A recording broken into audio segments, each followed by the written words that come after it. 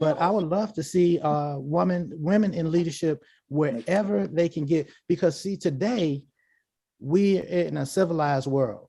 In the past, a woman would have had to fight. You know, although there were women that led armies and that fought and defended lands and protected the whole society. But today, you don't have to pick up arms. A woman can use her natural intelligence and lead because she's a natural leader.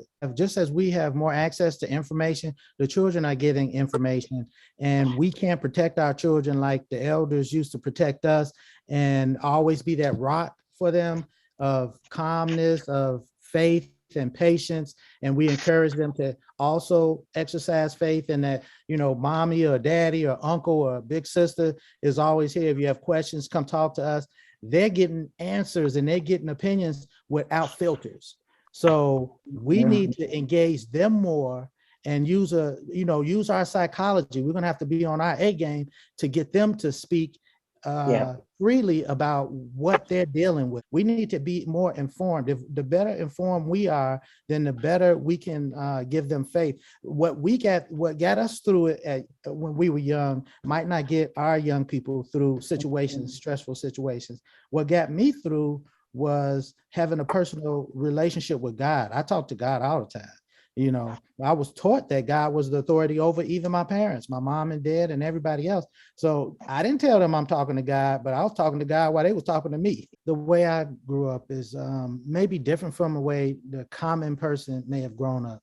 We had extreme pressure in our lives and my parents. So I can't judge my parents, and I can't even compare their situation with other mothers' situation. But I know that the role of mother is a very, very valuable role, that no matter how good of a father or parent you are, but if you're not that, a child has a certain connection with their mother and a trust that is you can't even measure it compared to other people. Because I talk to Muslims that come from other cultures where you may say their culture are like behind our culture when it comes to respect for women and this and that. But when I ask them, I say, you recite Quran beautifully. Like, who taught you your religion and who taught you how to recite Quran like that? And they always say, my mother.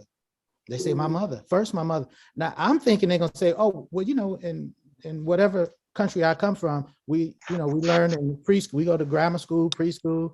We're at the Jummah, the Imam, and the class. No, that's how we learn. We go to Sunday school or Imam's class and this and that.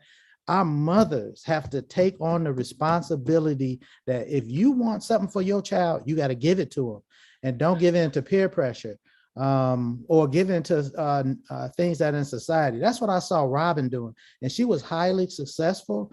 That my children didn't miss what she didn't want them to have because she didn't offer it to them, so they didn't know they was missing certain things. And we need to study, go back and find some of the old tapes and videos of the Nation of Islam under the Honorable Elijah Muhammad and the early days under Imam Muhammad, and look at how those sisters dealt with our women. Poverty is the main reason when daddy's not in the house.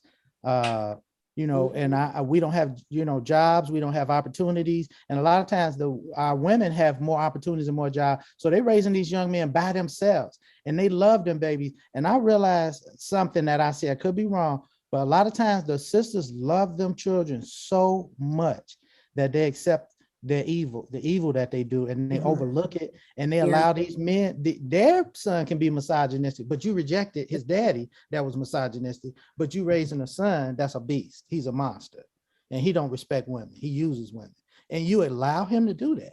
So we need men in our lives to be balanced. And my father said it. I think that's what he was talking about. He wasn't talking about going back to the teaching. He said we have to go back to our beginnings. He means go back to the discipline that we had in the Nation of Islam. We need to have men to teach our little boys how to be men, and how to grow up to be men. Not that a woman can't do it. A woman can do it, but it's not the natural way. It's the natural way is for a man to teach a man how to be a man.